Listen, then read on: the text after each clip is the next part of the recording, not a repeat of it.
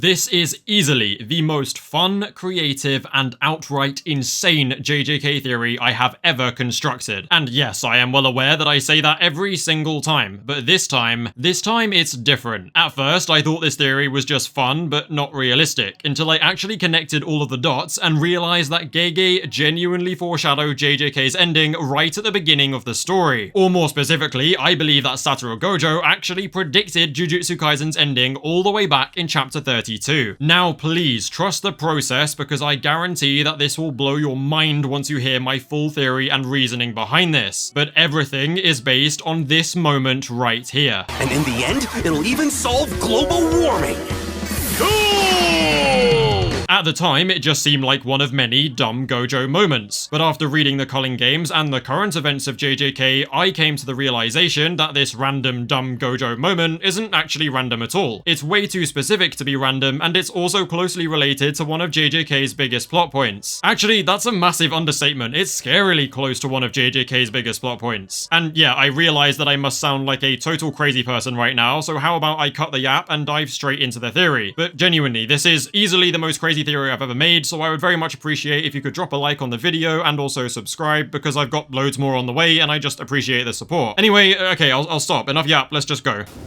Alright then, first things first, cursed energy sucks ass. I'm sorry, but there's really no sugarcoating this, but cursed energy is the real villain of Jujutsu Kaisen, and it needs to go. One of the biggest parts of JJK's story is all about ridding curses from the world. We've seen many big characters whose whole thing is about changing the state of cursed energy. Geto wanted to solve the problem by creating a world full of sorcerers who can control it. Yuki wanted to create a world where cursed energy is eradicated completely, and on the other side of the scale, you have Kenjaku, who supposedly wants to optimize cursed energy, but who really knows what his true intentions are, because he's a slimy, greasy, lying liar of lies. And then there is Tengen, who most definitely has a hidden agenda, but fuck Tengen, who cares? Sorry, I've got a lot of pent-up aggression towards Kenny and Tengen for the whole Yuki thing, but I'll try and stay on topic, okay? My bad. The point is, the theme of removing cursed energy, and cursed energy being the cause of all their problems, has been a key part of Jujutsu Kaisen from day one. I mean, hell, even the idea of Toji escaping cursed energy and earning his freedom from both the Zenin and the Chains of Fate are heavily tied to this theme. I genuinely don't see an ending where cursed energy isn't removed for good because of how prevalent Gege made that very theme. However, I can admit that just a handful of characters whose story is based on freeing the world from curses doesn't necessarily mean that that has to happen in order for us to get a satisfactory ending. The real reason I think cursed energy absolutely needs to go is all thanks to Kenjaku, and that's where shit gets really crazy.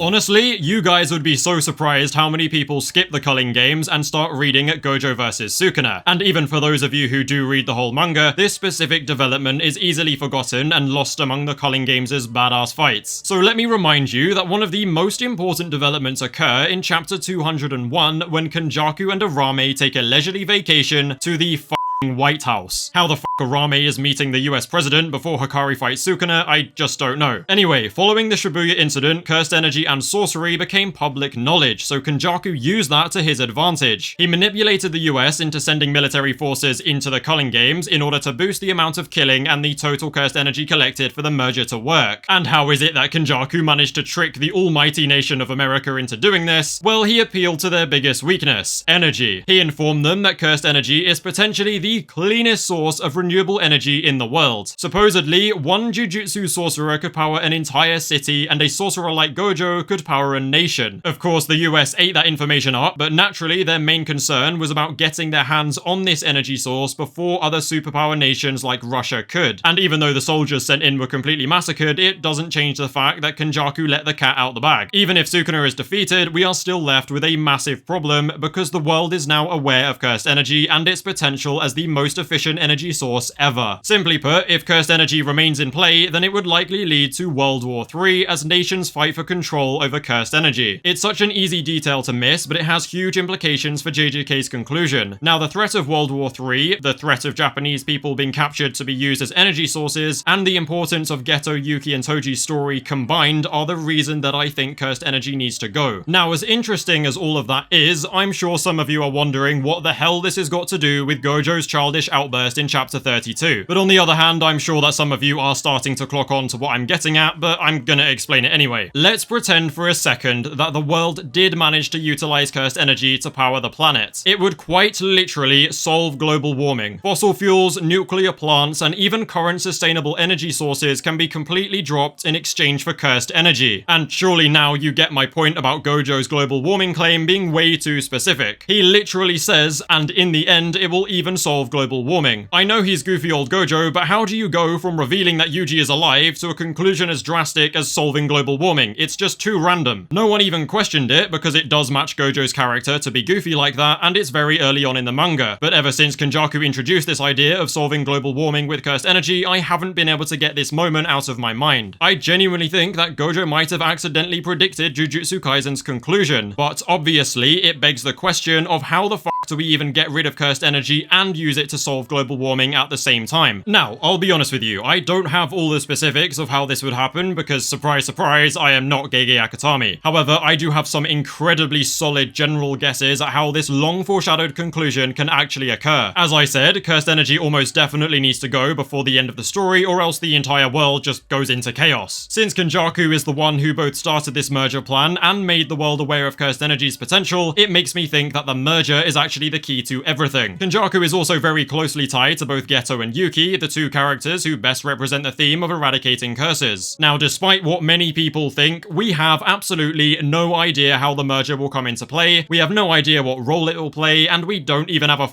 clue what it will look like. Hell, even Kenjaku has no clue what it will look like. Lots of people have just decided that it will simply be a big final villain monster thing for them to fight. I'll get into this point more later, but long story short, no, there's no real evidence for this. We have no clue what's gonna happen. In terms of this theory though, I believe the merger could potentially be the perfect tool for killing two birds with one stone. Again, the specifics are blurry, but it could be used as a tool to remove cursed energy from the people of Japan, or at least be a way to stop it pooling and creating more curses. And then it could also serve as a massive source of cursed energy in order to power the world and solve global warming. Maybe they will find a way to contain the merger's power and make all future cursed energy flow into the merger instead of pooling randomly to create curses. Huh, if only we had a way of creating something capable of holding that sort of power. Oh wait, didn't the very same person who started this whole merger plan also create Yuji Itadori to be the perfect vessel? And isn't a huge part of Yuji's character also about taking on other people's share of suffering in order to save more lives? Yeah, this already makes a scary amount of sense, but somehow it doesn't stop there. Now, I want you to think back to Gojo making that comment on global warming in chapter 32. What was the context of that conversation? Well, it was Yuji and Gojo talking about how they were going to tell the other students that Yuji was actually alive and not dead. What Gojo said was that in the end, Yuji's revival will eventually lead to global warming being solved. If Yuji goes on to be a vessel for the merger and use it to power the world, then Gojo's goofy-ass prediction literally becomes reality. But wait, because it gets even crazier. In that very same global warming statement, Gojo also says, and I quote, "I bet somebody will even throw up." Again, this is very easily passed off as a random goofy-ass Gojo moment, but in reality, it's actually evidence that strongly supports this entire theory. And why is that the case? Well, because in chapter 263, Gege dedicates an entire page to Sukuna throwing up his fingers as a direct result of Yuji Itadori's attack. Coincidence?